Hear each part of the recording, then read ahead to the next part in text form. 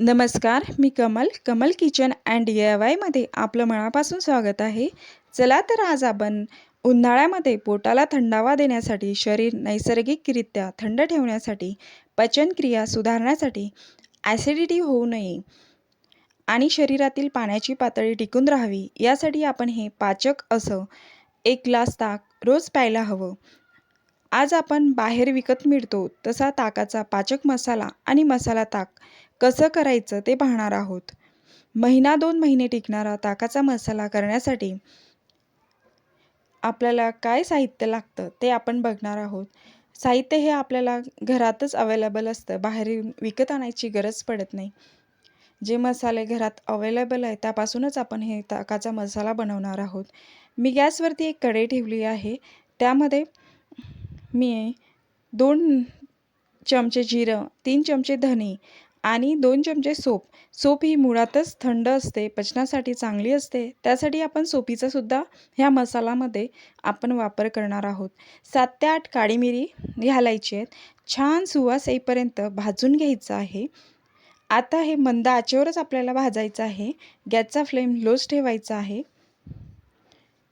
हे मसाले छान भाजून घ्यायचे आहेत.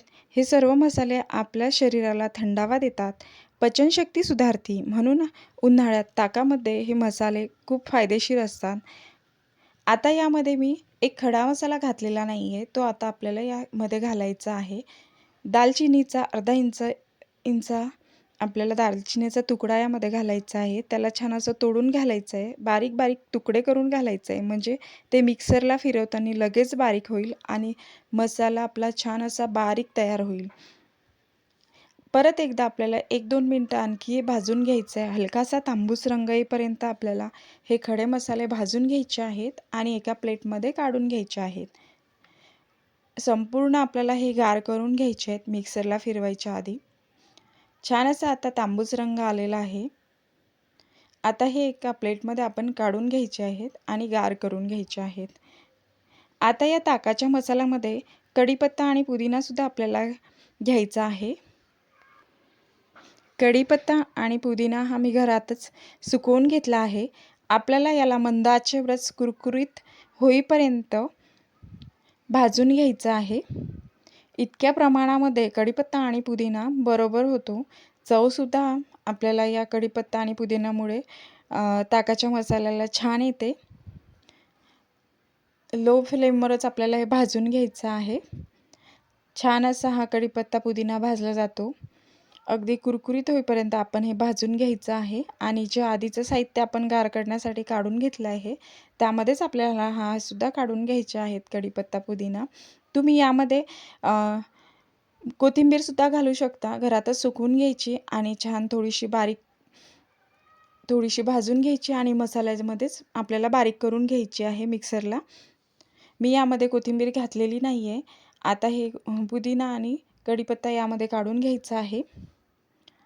आता पुदिना आणि कढीपत्ता छान सुरला जातोय, म्हणजे आपलं छान भाजून झालेलं आहे असं समजायचं. आता यामध्ये आपल्याला एक छोटा चमचा काळं मीठसुद्धा जेव्हा आपण मिक्सरला बारीक करतो तेव्हा घालून बारीक करून घ्यायचं आहे. त्याचा व्हिडिओ माझ्याकडनं स्किप झालेला आहे, तुम्ही घालून घ्यायचा. काळं मीठ नसेल तर साधं मीठसुद्धा घातलं तरी चालतं. मिक्सरला हे सर्व साहित्य आपल्याला बारीक करून घ्यायचं आहे. बारीक करताना चांगलंच बारीक वाटून घ्यायचं आहे. छान असं बारीक वाटून घेतं आहे, जाडसर ठेवत नाही. मध्ये आपल्याला चमच्याने हलवून घ्यायचं आहे. अतिशय सुगंधित आणि चवदार असा पाचक असा आपला ताकाचा मसाला तयार झाला आहे. हा मसाला तुम्ही एअरटाईट कंटेनरमध्ये काढून घ्या, चांगला टिकतो. आता आपण ताक बनवायला घेऊ. येथे मी 1 वाटी ताजं दही घेतलं आहे. हलकंसं आंबट आहे, खूप आंबट नाही. आणि यामध्ये मी काळं मीठ घातलेलं आहे. आता पाणी न घालता आपल्याला 1-2 मिनटं हे छान घोटून घ्यायचं आहे, म्हणजे दह्याच्या सर्व गुठळ्या वगैरे निघून जातात आणि दही एकसारखं स्मूथ होतं आणि ताकसुद्धा प्यायला छान लागतं. हे सर्व छान आपल्याला घोटून घेतलं की यामध्ये आपल्याला पाणी घालायचं आहे. पाणी हे आपल्याला माठातील पाणी घालायचं आहे. यामध्ये बर्फ घालायचा नाही.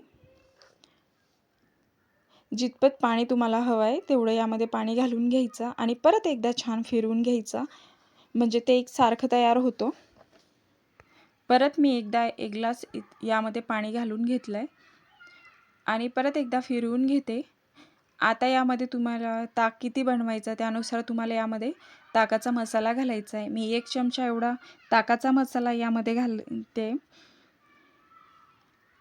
आणि यामध्ये मी अर्धा चमचा साखर घातली आहे. 1 हिरवी मिरची बारीक ठेचून घातली आहे.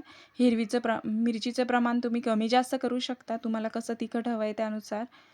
आणि चवीनुसार मीठ घालायचं आहे आणि परत एकदा हे छान फिरवून घ्यायचं आहे.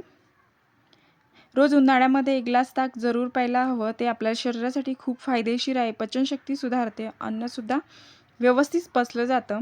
हे पहा, वरून कोथिंबीर घालायची.